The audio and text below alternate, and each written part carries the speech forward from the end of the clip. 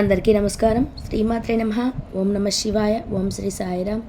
ఈ నెల 26వ తేదీ అత్యంత పవిత్రమైన శక్తివంతమైన మహాశివరాత్రి.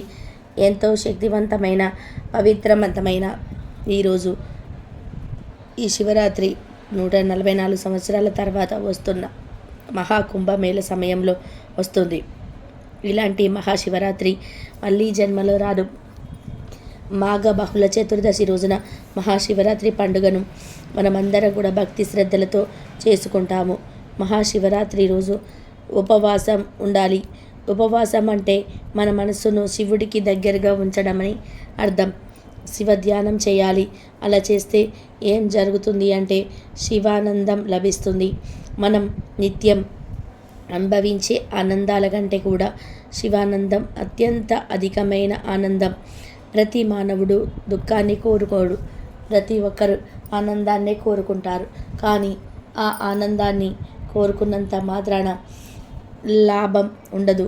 దానిని పొందాలి అంటే కూడా ఏదో ఒక మార్గం ఉండాలి. ఆ ఆనందాన్ని పొందాలి అంటే ఏదో ఒక మార్గం ఉండాలి.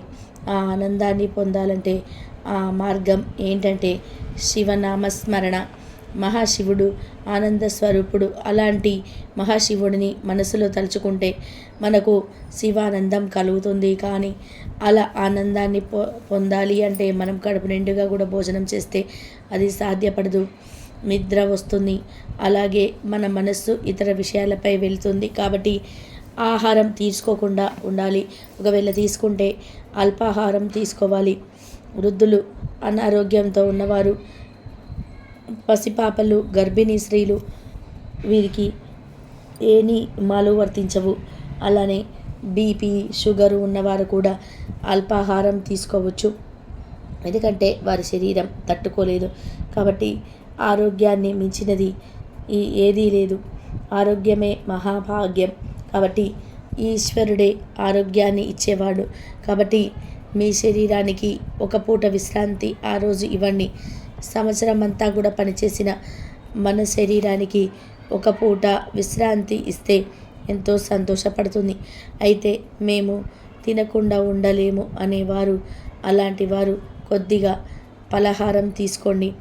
అందరికీ కాకుండా చేయలేని వారికి మాత్రమే చేసిన పండ్లు తినండి. శివరాత్రికి మనము సపోటా, పుచ్చకాయ ఇలాంటి పండ్లు దొరుకుతాయి. పరిమితంగా అరటిపళ్ళు తినాలి. ఎక్కువగా అరటి పండ్లు తినకూడదు. ఫ్రూట్ జ్యూస్ తాగవచ్చు. ఇక మరీ ఉండలేని వారు 3 సార్లు నిమ్మరసం తాగుతూ ఉండాలి. ఇలా తాగటం వలన శరీరానికి శక్తి వస్తుంది.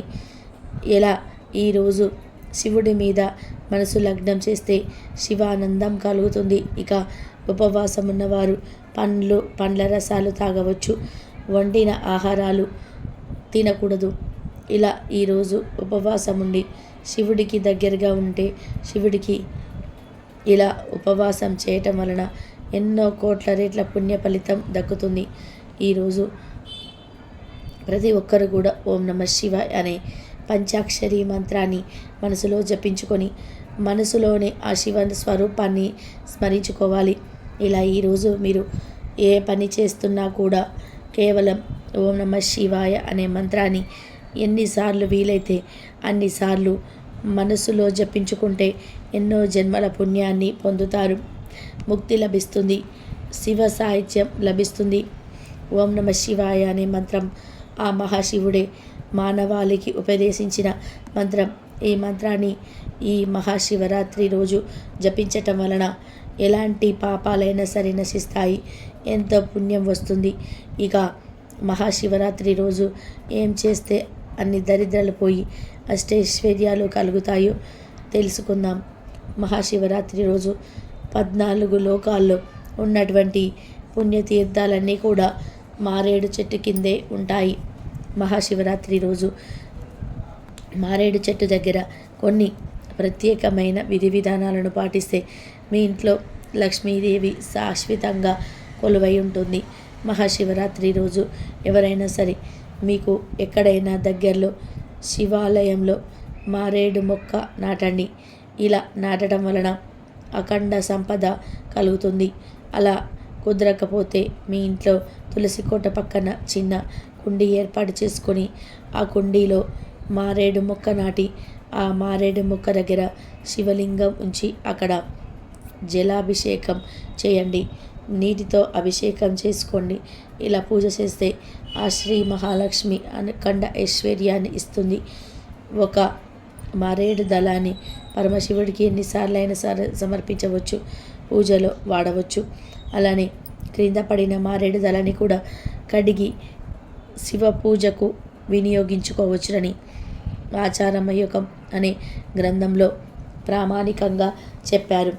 అలాగే ఎవరైనా సరే మహాశివరాత్రి రోజు అఖండ సామ్రాజ్య ఆధిపత్యం రావాలి అంటే, బ్రహ్మాండమైన పదవులు, అద్భుతం, రాజయోగాలు, అలాగే ప్రమోషన్స్ రావాలి అంటే మారేడు దళం కొబ్బరి నీళ్ళల్లో ముంచి ఆ కొబ్బరి నీళ్ళలో ముంచిన మారేడు దళం శివలింగం దగ్గర కానీ శివుడి ఫోటో దగ్గర కానీ ఉంచి నమస్కారం చేసుకోండి.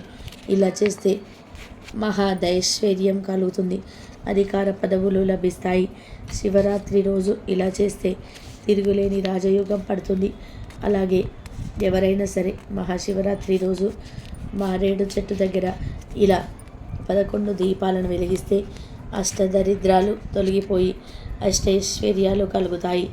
ఈ మహాశివరాత్రి రోజు ఆడవారు కానీ మగవారు కానీ మారేడు చెట్టు ఎక్కడ ఉంటే అక్కడికి వెళ్ళి అక్కడ పద్మం ముగ్గు వేసి అందులో 11 మట్టి ప్రమిదలు ఒకదానిలో ఒకటి మరొకటి పెట్టి 3 ఒత్తులు విడివిడిగా వేసి అందులో నువ్వుల నూనె పోసి ఎవరైతే 11 దీపాలను భక్తిపూర్వకంగా వెలిగిస్తారో ఇలా వెలిగించి అక్కడే కూర్చొని ఉంటే ఆ 11 దీపాల దగ్గర కూర్చొని 108 సార్లు ఓం నమ శివాయ అనే మంత్రాన్ని జపిస్తారు. వారి ఇంట్లో అష్టదరిద్రాలు తొలగిపోయి అష్టైశ్వర్యాలు కలుగుతాయి. 11 ప్రమిదలలో మహాశివరాత్రి రోజు మారేడు వృక్షం కింద దీపాలు వెలిగిస్తే ఈ 11 దీపాల వలన మీ 7 జన్మల్లోని పాపాలు, దోషాలు, దరిద్రాలు మొత్తం పోయి మీకు జీవితంలో తిరుగులేని రాజయోగం పడుతుంది. జీవితంలో భోగభాగ్యాలతో జీవిస్తారు. అలానే మహాశివరాత్రి రోజు మారేడు చెట్టు దగ్గర ఎవరికైనా సరే భోజనం పెడితే అనేక వేల మందికి అన్నదానం చేసిన ఫలితం దక్కుతుంది. అంతేకాదు మహాశివరాత్రి రోజు ఎవరైనా సరే మారేడు చెట్టు సమీపంలో లేదా మారేడు చెట్టు దగ్గర ఎవరికైనా సరే క్షీరాన్నం కానీ నెయ్యి కానీ దానంగా ఇస్తే వారు ఏ జన్మలో కూడా దరిద్రులుగా పుట్టరని ధర్మసింధువు అనే గ్రంథం వివరిస్తుంది. జీవితంలో ఆర్థిక బాధలు అనేటివి, ఆర్థిక కష్టాలు రాకుండా ఉండాలి అంటే, జీవితంలో దరిద్రం అనేది లేకుండా ఉండాలి అంటే, జీవితంలోనే డబ్బుకి ఎప్పుడు కూడా లోటు లేకుండా ఉండాలి అంటే ఈ మహాశివరాత్రి రోజు ఎక్కడైనా మారేడు వృక్షం ఉంటే ఆ వృక్షం సమీపంలోనే కానీ మారేడు చెట్టు దగ్గరలో కానీ ఎవరికైనా క్షీరాన్నం అంటే పాలతో చేసిన అన్నం లేదా నెయ్యిని దానంగా ఇవ్వండి.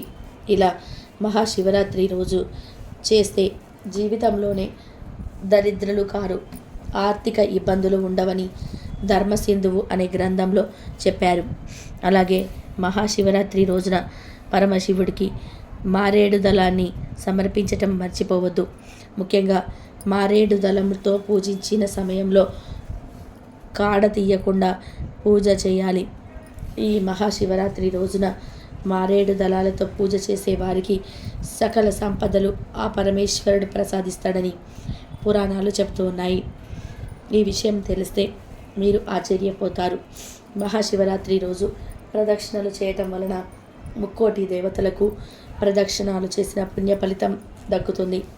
అంటే మహాశివరాత్రి రోజు మీరు మారేడు వృక్షం చుట్టూ 3 ప్రదక్షిణాలు చేస్తే ముక్కోటి దేవతలకు ఏకకాలంలో 3 ప్రదక్షిణాలు చేసినంత మహాపుణ్యం వస్తుంది.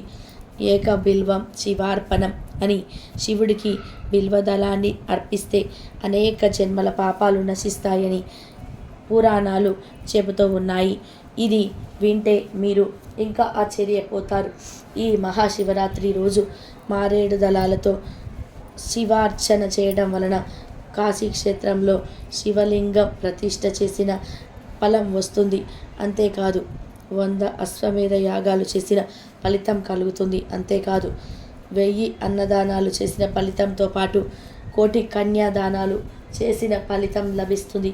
అందుకే త్రిదళం, త్రిగుణాకారం, త్రిద్రేణచ్చ, త్రిరాయుధం, త్రిజన్మ పాప సంహారం, ఏకబిల్వం శివార్పణం అని మారేడు దళాన్ని మన పురాణాలు గొప్పగా చెప్పాయి. అందుకే ఇంట్లో ఐశ్వర్యం తగ్గుతున్న, పిల్లలకి ఉద్యోగాలు రాకపోయినా, ఆర్థిక ఇబ్బందులు, ఇతర అనేక సమస్యలుంటే మారేడు దళాన్ని తీసుకొని శివలింగంపై వేస్తారు. మారేడు దళంతో పూజ చేసేటప్పుడు బిల్వం వీణ శివలింగానికి తగిలితే ఐశ్వర్యం కలుగుతుంది. మన శాస్త్రంలో చెప్పిన 5 లక్ష్మీ స్థానాల్లో మారేడు దళం లక్ష్మీ స్థానంగా చెప్పబడింది. ఈ విధానంగా మారేడు దళంతో పూజ చేసి సకల ఐశ్వర్యాలను, సకల సంపదలను పొంది సంతోషంగా జీవించండి. 2025 ఫిబ్రవరి 26వ తేదీన మహాశివరాత్రి రాబోతుంది. ఈరోజు శివుడు లింగ రూపంలో ఉద్భవించాడని, ఈరోజే శివపార్వతుల కళ్యాణం జరిగిందని పురాణాలు చెప్తూ ఉన్నాయి. అయితే ఈ మహాశివరాత్రి రోజు స్త్రీలు మర్చిపోకుండా ఈ రంగు చీర కట్టుకుంటే చాలు, పరమేశ్వరుడి అనుగ్రహం లభిస్తుంది. మీకు ఉన్న సమస్యలన్నీ కూడా ఆ పరమేశ్వరుడే తీరుస్తాడు. మీరు పట్టిందల్లా కూడా బంగారం అవుతుంది. మీరు కుబేరులుగా మారిపోతారు. అంతేకాదు శివరాత్రి రోజు ఈ రంగు చీర కట్టుకోవడం వలన శివ పార్వతులను అనుగ్రహం కలుగుతుంది. ఐశ్వర్యం వర్షం కురుస్తుంది. దీర్ఘ సుమంగళి యోగం కలుగుతుంది. మీ భర్తకి ఎంతో మేలు జరుగుతుందని శాస్త్రాలు చెప్తూ ఉన్నాయి. మరి ఇంతకీ శివరాత్రి రోజు ఏ రంగు చీర కట్టుకోవాలి అనే విషయాన్ని ఇప్పుడు మనం ఈ వీడియోలో వివరంగా తెలుసుకుందాం. ముందు సంపెంగ పువ్వు శివ పూజకు వినియోగించకపోవడానికి గల కారణం తెలిపే ఒక కథను ఇప్పుడు విందాం. వీడియోలోకి వెళ్ళే ముందు కామెంట్ బాక్స్లో ఓం నమ శివాయ అని లేదా హరహర శంభో శంకర అని కామెంట్ అయితే చేయండి. ఈ వీడియో నచ్చితే లైక్ చేసి మన ఛానల్లో కూడా సబ్స్క్రైబ్ చేసుకోవడం మాత్రం అస్సలు మర్చిపోవద్దు. సంపెంగ పువ్వు అనేది శివ పూజకు పనికిరాదని మన పెద్దలు చెప్తూ ఉన్నారు. మరి ఆ సంపెంగ పువ్వు శివ పూజకి ఎందుకు పనికిరాదు తెలిపే ఒక పురాణ కథ కూడా ఒకటి ఉంది. అది ఇప్పుడు మనం విందాం. దక్షిణ దేశంలో గోకర్ణము అనే ఒక క్షేత్రం ఉన్నది. దానిని భూ కైలాసం అని కూడా అంటారు. నారద మునీంద్రుడు ఒకసారి గోకర్ణం వెళ్తూ దారిలో ఒక సంపెంగ చెట్టును సేవించి తిరిగి వెళ్తున్న బ్రాహ్మణుడు ఆ చెట్టు దగ్గర కనిపించాడు. నారదుడి దగ్గరికి వెళ్ళి ఇక్కడ ఏం చేస్తూ ఉన్నావు అని అన్నాడు. ఏమీ లేదంటూ వెళ్ళిపోయాడు. ఆ బ్రాహ్మణుడు నారదుడు సంపెంగ చెట్టుతో, ఓ వృక్షరాజా, ఆ బ్రాహ్మణుడు ఎవరు? అతడు ఇక్కడికి ఎందుకు వచ్చాడు? అతడు ఎక్కడికి వెళ్తూ ఉన్నాడు అని అడిగాడు. ఇంతకు మునుపే నారదుడు తన గురించి ఏమైనా అడిగినా తెలియదని చెప్పమని బ్రాహ్మణుడు సంపెంగ చెట్టుకు చెప్పాడు. అందుచేత సంపెంగ చెట్టు నాకు తెలియదు అంది. నారదుడు ఊరుకోలేదు. మళ్ళీ తిరిగి మహాబలేశ్వరుడి దగ్గరికి వెళ్ళాడు. అక్కడ 108 సంపెంగ పూలతో స్వామిని అర్చింపబడి ఉన్నాడు. ఎదురుగా ఒక బ్రాహ్మణుడు ధ్యానం చేసుకుంటూ ఉన్నాడు. నారదుడు ఆ బ్రాహ్మణుని పిలిచి ఈ పూలతో స్వామిని ఎవరు అర్చించారు అని అడిగాడు. నారద మహర్షి ఈ పూలను ఒక దుష్ట బ్రాహ్మణుడు శివుడికి అర్చించినాడు. సంపెంగ పూలతో శివుని అర్చించినందుకు ఫలితంగా ఈ దేశపు రాజు అతడికి దాసుడైనాడు. దాంతో ఆ కపట బ్రాహ్మణుడు విశేష ద్రవ్యాన్ని అర్చించి ప్రజలను పీడిస్తూ ఉన్నాడు అని చెప్పాడు. అప్పుడు నారదుడు మహాబలేశ్వరుడితో, దేవదేవ, ఆ కపట బ్రాహ్మణుడిని నీవు కరుణించావు, అందుకే అతడు ఈ పనులు చేస్తూ ఉన్నాడు అన్నాడు. ఇంతలో ఓ మధ్య వయస్కురాలు ఆలయంలో వచ్చి, ప్రభు శంకర, పాహిమాం పాహిమాం అంది. నారదుడు ఆమెతో, నీవు ఎవరు? నీకు వచ్చిన ఆపద ఏమిటి అన్నాడు. అప్పుడు ఆమె, మునీంద్ర, నా భర్తకు ప్రమాదంలో ఒక కాలు పోయి అవటివాడైపోయాడు. నాకు ఒక కుమార్తె ఉన్నది. కుమార్తె వివాహానికి రాజుగారి సహాయం అర్చించాను. రాజుగారు కొంత నగదు ఇచ్చి ఒక ఆవును కూడా ఇచ్చాడు. కానీ ఆ కపట బ్రాహ్మణుడు రాజుగారు ఇచ్చిన నగదులో సగం తీసుకొని ఆవును కూడా భాగం ఇవ్వమని అంటున్నాడు. ఏం చేయాలో పాలుపోక మహాబలేశ్వరుడిని శరణు వేడుతూ ఉన్నాను అన్నది. ఆ మాటలు విన్న నారదుడు ఈశ్వరుడితో, దేవా, ఇక ఉపేక్షిస్తావెందుకు? ఆ దుష్టుణ్ణి శిక్షించు అన్నాడు. దానికి ఈశ్వరుడు, నారద, నా భక్తులు ఎన్ని తప్పులు చేసినా నేను ఉపేక్షిస్తాను. అందుచేతనే నువ్వే ఆ సంగతి ఏంటో చూడమని అన్నాడు. నారదుడు ఈశ్వరుడి దగ్గర సెలవు తీసుకొని సంపెంగ చెట్టు దగ్గరికి పోయి, తురు రాజమా, నిజం చెప్పుము, ఆ బ్రాహ్మణుడు ఎవరు? ఎందుకు నీ పూలు తీసుకొని వెళ్తూ ఉన్నాడు అని అడిగాడు. మళ్ళీ నాకు తెలియదు అంది సంపెంగ చెట్టు. అప్పుడు నారదుడు, ఓ సంపెంగ చెట్టు, నీ పూలంటే ఈశ్వరుడికి చాలా మక్కువ. కానీ నువ్వు ఇప్పుడు నీ విషయం తెలిసి కూడా తెలియదని అబద్ధం చెబుతున్నావు. అందుచేత నీ పువ్వు శివ పూజకి ఇక నుండి పనికిరావు అని శాపం పెట్టాడు. అంతలో ఆ బ్రాహ్మణుడు చెట్టు దగ్గరికి వచ్చాడు. నారదుడు ఆ కపట బ్రాహ్మణుడిని చూసి, ధనాశతో ప్రజలను పీడిస్తూ ఉన్నావు, నువ్వు క్షమించరాదు. నువ్వు రాక్షసుడిగా జన్మించు అన్నాడు. ఆ బ్రాహ్మణుడు మహర్షి కాళ్ళ వేళ్ళపడి బ్రతిమిలాడాడు. అప్పుడు నారదుడు తన నుంచి, నువ్వు విరాధుడు అనే ఒక రాక్షసుడిగా పుట్టు.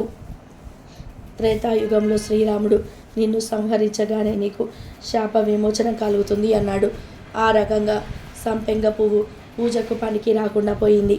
ఇక వీడియోలోకి వస్తే, ఉపవాసం, శివార్చన, జాగరణ, శివరాత్రి నాడు ఆచరించాల్సిన ప్రధాన విధులు. శివుడు అభిషేక ప్రియుడు. ఉపవాసం, జాగరణలు ఎంతగానో ఇష్టపడుతూ ఉంటాడు. నిత్యం మంచుకొండలోనే ఉండే ఆ దేవదేవుడు అభిషేకాన్ని ఇష్టపడతాడు. అందుకే నిత్యం ఆయనని నీటితో అభిషేకిస్తే మంచిదని చెబుతూ ఉంటారు. ముక్కంటి కంఠంలో కాలకూట విషం ఉంది కాబట్టి దాని కారణంగా ఆయన శరీరం వేడిగా ఉంటుందని, చల్లని నీటితో అభిషేకం చేయటం వలన ఆయన శరీరం చల్లగా మారుతుందని చెబుతూ ఉంటారు. మహాశివరాత్రి రోజున ఆయనకు అభిషేకం చేసి బ్రహ్మచర్యం పాటించాలి. నేటపై పడుకోవడం, సాత్వికమైనటువంటి ఆహారం తీసుకోవడం, ఒక్క పూట భోజనం చేయటం, శారీరకంగా మానసికంగా శుద్ధిగా ఉండాలి. కోపతాపాలు, ఇతరులను నిందించడం వంటివి చేయకూడదు. శివరాత్రి మహత్యం అంతా ఇంత కాదు, రాత్రి వేళలోనే ఉంటుంది. అందుకే భక్తజనులందరికీ కూడా ఈ రాత్రిపూట భజనలు, పురాణాల కాలక్షేపం లేదంటే శివనామస్మరణతో గడుపుతూ ఉంటారు. కొందరు వీలున్నవారు అర్ధరాత్రి లింగోద్భవ కాలంలో అభిషేకాలు, అర్చనలు, శివ కృపా కటాక్షాలను పొందుతారు. రోజంతా శివ పంచాక్షరి మంత్రం ఓం నమ శివాయ అంటూ ధ్యానం చేయటం వలన మనసుకు ప్రశాంతత చేకూరుతుంది. ప్రతి జాముకు పూజ చేయటం, అభిషేకం చేసి మరుసటి రోజు సూర్యోదయం అయ్యాక నిత్య కృత్యాలు తీర్చుకొని సంధ్యావందనం చేసి పుష్పాలన్నిటితో పూజించి భోజనం శివుడికి నివేదన చేసి నైవేద్యం పెట్టాలి. మహాశివుడు అనేవాడు మాతృవాత్సల్యం కలవాడు. అంటే తల్లి తన బిడ్డని ఏ విధంగా రక్షిస్తుందో శివుడు తన భక్తుల పరవశించి కోరిన కోరికలను నెరవేరుస్తాడు. ఈ మహాశివరాత్రికి పగలంతా కూడా ఉపవాసం ఉండి రాత్రంతా జాగరణ చేసి మరుసటి రోజు స్నానం చేసి మహా నైవేద్యంగా అన్నం, కూరలు వండివి దేవుడికి నివేదన చేసి తాను తినాలి. తినడానికి ముందే ఆవుకు బియ్యం, తోటకూర, బెల్లం కలిపి తినిపించి 3 ప్రదక్షిణలు చేసి ఆ తర్వాత పేదవారికి అంటే ఆకలితో అలమటించే వారికి అన్నదానం చేయాలి. పసుపు అక్షాదులకు కూడా ఏవైనా ఆహార పదార్థాలు తినిపించాలి. మహాశివరాత్రికి లింగోద్భవ కాలం అని పేరు. జ్యోతిర్మయ రూపంలో ఉన్న మహాలింగంగా శివుడు ఆ రోజున ఆవిర్భవించాడు. లోకానికి పరమేశ్వరుడు తన దర్శనం చేయించి జగత్తునంతా కూడా దేదీప్యమానంగా చేసిన ఆ సమయంలో మనం నిద్రపోవడంలో అర్థం లేదు. అందుచేతనే శివరాత్రి జాగరణకు చాలా ప్రాధాన్యత ఉంటుంది. అభిషేకాదులతో శివుడిని పూజించి ఉపవాసం ఉండి రోజంతా శివనామస్మరణతో గడపడంలోనే ప్రధాన ఉద్దేశం. మన తనువు మనసు కూడా శివార్పితం, శివుడికి అంకితం చేయడానికి. శివం అంటే జ్ఞానమే. జన్మ పరంపర శృంఖలాలను తొలగించి నిత్య అన్నదాన ప్రధాన మోక్షాన్ని అందించే శక్తి ఆ జ్ఞానానికి ఉంటుంది.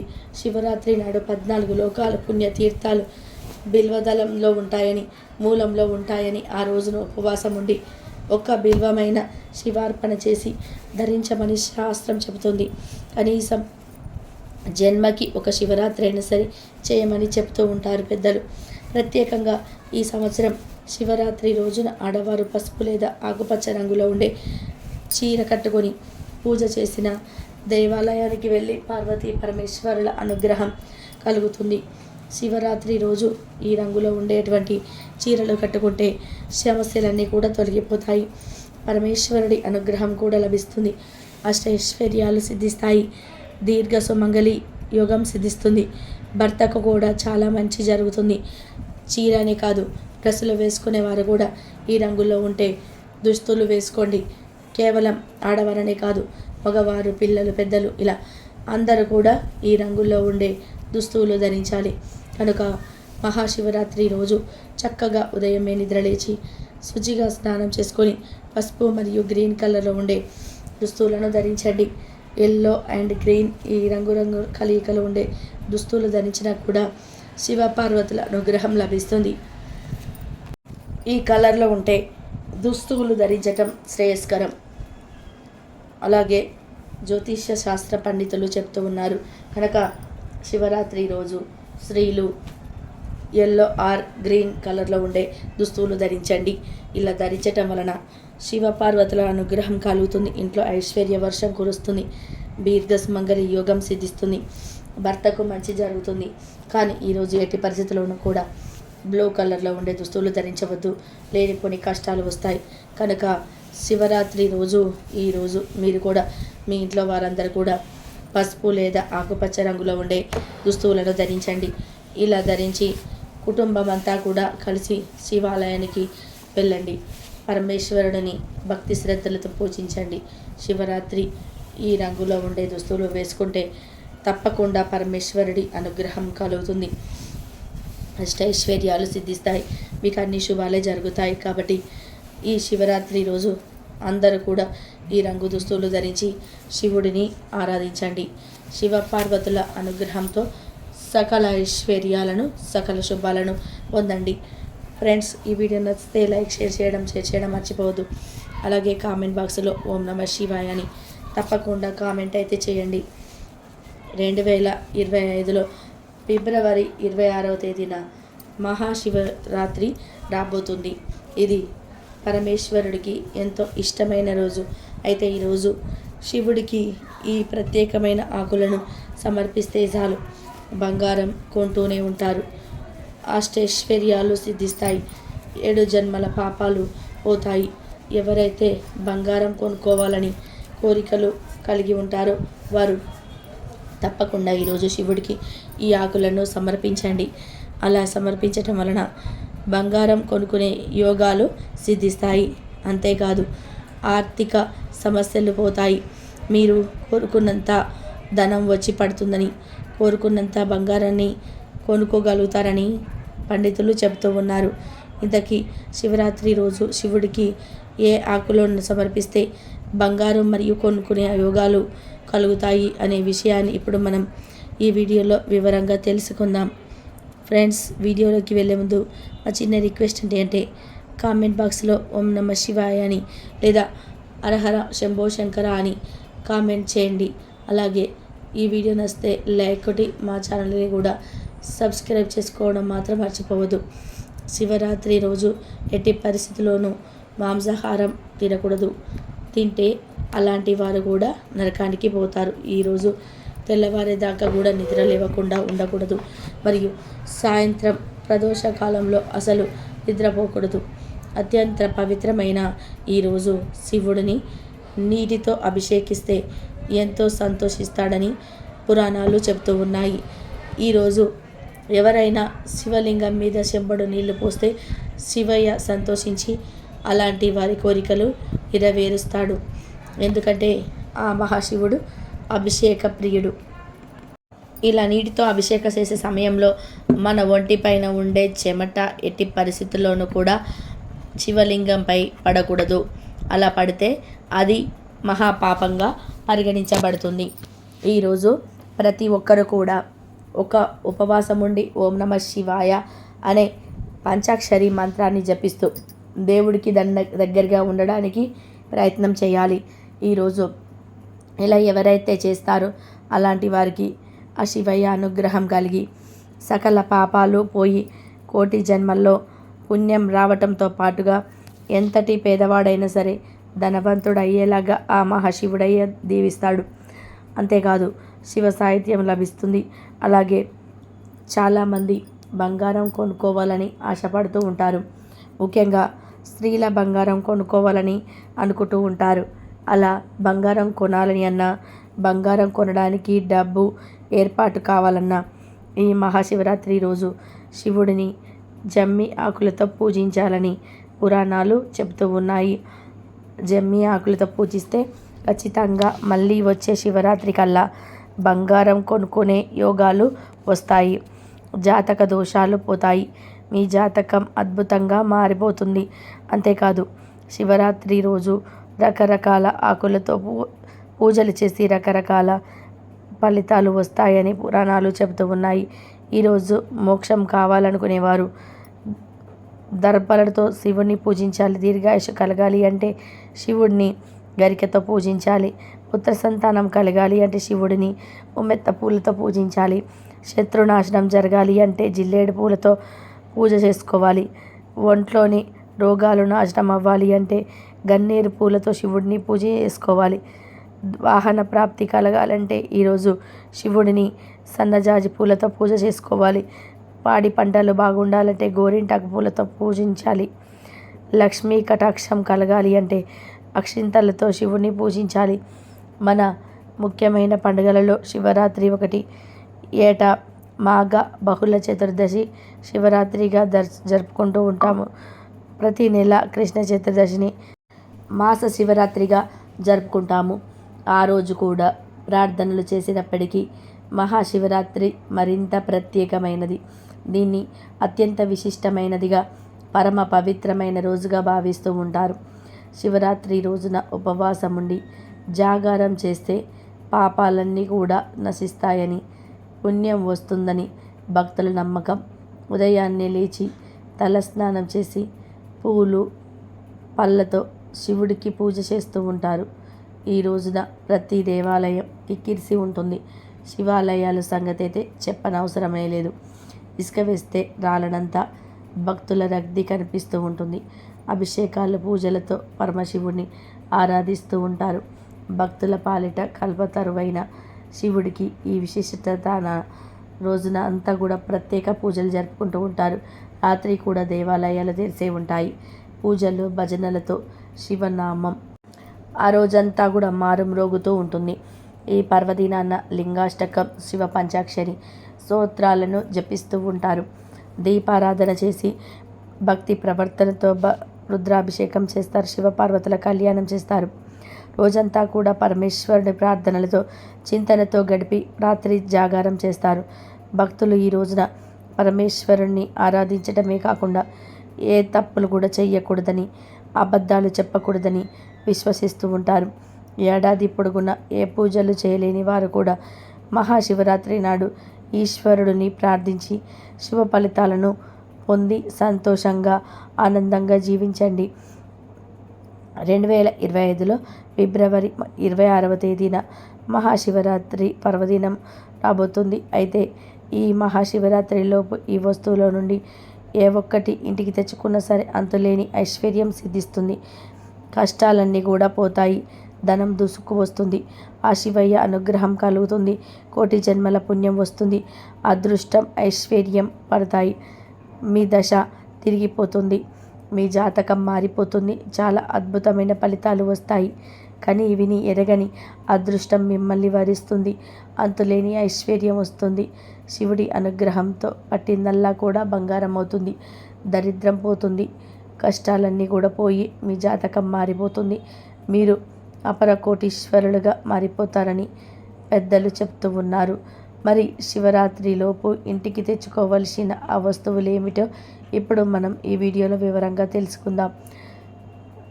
వీడియోలోకి వెళ్ళే ముందు వీడియోకి అయితే ఒక లైక్ కొట్టి అలాగే మన ఛానల్ని సబ్స్క్రైబ్ చేసుకొని సపోర్ట్ అయితే చేయండి. ఓం నమ శివాయ అని కింద కామెంట్ చేయండి. శివాయ అనుగ్రహం లభిస్తుంది. మాఘమాసంలో కృష్ణపక్ష చతుర్దశి అర్ధరాత్రి ప్రాప్తి చెంది ఉన్న రోజును మహాశివరాత్రిగా పరిగణించబడుతుందని గ్రంథాలు తెలుపుతున్నాయి. అమావాస్యకు ముందు వచ్చే కృష్ణపక్ష చతుర్దశి నాడే శివరాత్రి జరుపుకోవాలని శాస్త్ర నిర్ణయం.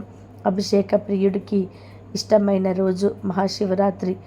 మహాశివుడు లింగాకృతిని పొందిన రోజునే శివరాత్రిగా జరుపుకుంటాము. ఈ పర్వదినం రోజున భక్తి శ్రద్ధలతో పరమేశ్వరుని పూజిస్తే జీవితంలో సమస్యలు రావని విశ్వసిస్తూ ఉంటారు. మహాశివరాత్రి రోజు ఉపవాసం ఉండడం, జాగరణ చేయడం అందరికీ తెలిసిన విషయాలే. ఒకనాడు కైలాస పర్వత శిఖరంపై పార్వతీ పరమేశ్వరులు సుఖాసీనులై ఉండగా పార్వతి శివుడితో అన్ని వ్రతములలోనూ ఉత్తమ వ్రతమును భక్తి ముక్తి ప్రదాయకమైన తెలుపమని కోరుకున్నది. అప్పుడు శివుడు శివరాత్రి వ్రతాన్ని, దాని విశేషాలను తెలియజేశారు.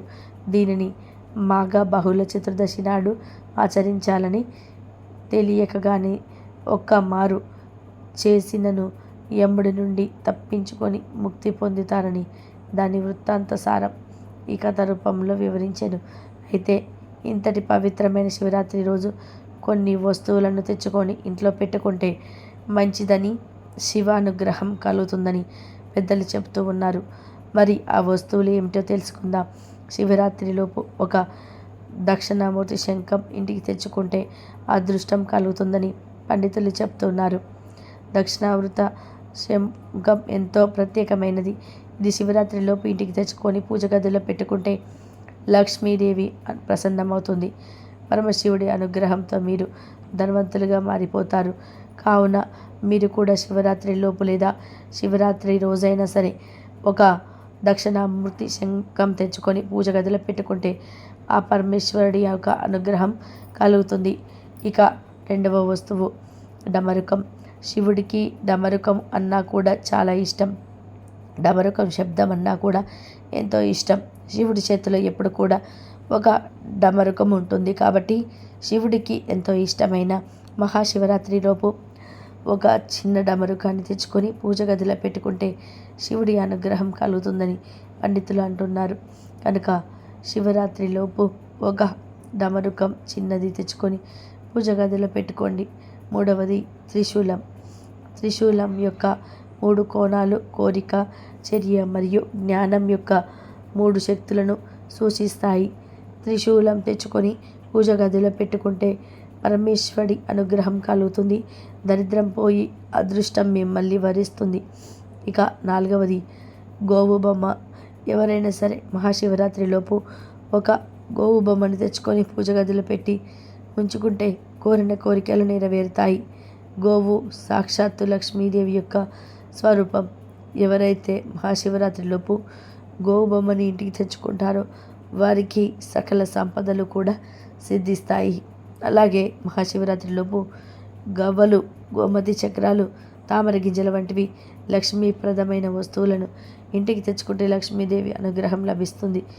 మహాశివరాత్రిలోపు ఎవరైతే రుద్రాక్షలు కానీ, మహానందీశ్వరుని యొక్క బొమ్మ కానీ, రుద్రాక్ష మాలను కానీ ఇంటికి తెచ్చుకొని శివుడికి సమర్పిస్తారో దరిద్రం అంతా కూడా పోతుంది. శివుడి అనుగ్రహం లభిస్తుంది. శివుడికి ఎంతో ప్రీతికరమైనటువంటి నందీశ్వరుడి బొమ్మని తెచ్చుకొని ఇంట్లో పెట్టుకుంటే ఎంతో మంచిది. పూజ గదిలో శివుడి ఫోటో ముందు ఈ నందీశ్వరుడి బొమ్మ పెట్టుకుంటే మీకు సకల శుభాలు కలుగుతాయి. ఇంకా ఈ శివరాత్రిలోపు విభూదిని కొని ఇంటికి తెచ్చుకున్నా కూడా సకల ఐశ్వర్యాలు సిద్ధిస్తాయి. ఎందుకంటే విభూది అనేది శివుడి స్వరూపం. విభూది శివరాత్రిలోపు లేదా శివరాత్రి రోజున ఇంటికి తెచ్చుకుంటే మీరు కోరుకున్న కోరికలు నెరవేరుతాయి. ఐశ్వర్యం పెరుగుతుంది. డబ్బుకు సంబంధించిన సమస్యలన్నీ కూడా పోయి మీ జీవితంలోని కష్టాలు దుఃఖాల నుండి కూడా బయటపడి ఐశ్వర్యాన్ని పొందుతారు. ఎందుకంటే విభూది అనేది ఐశ్వర్యకారకం. విభూదికి మన కష్టాలను తొలగించే శక్తులు ఉంటాయి, పవర్స్ ఉంటాయి. శివుడు ఆ శక్తులను విభూదికి ఇచ్చాడు. కాబట్టి కనుక ఆ శివరాత్రిలోపు విభూతిని కొని ఇంటికి తెచ్చుకోండి. తెచ్చి అలా వదిలేయకుండా ప్రతిరోజు కూడా ఆ విభూతిని బొట్టుగా పెట్టుకోండి.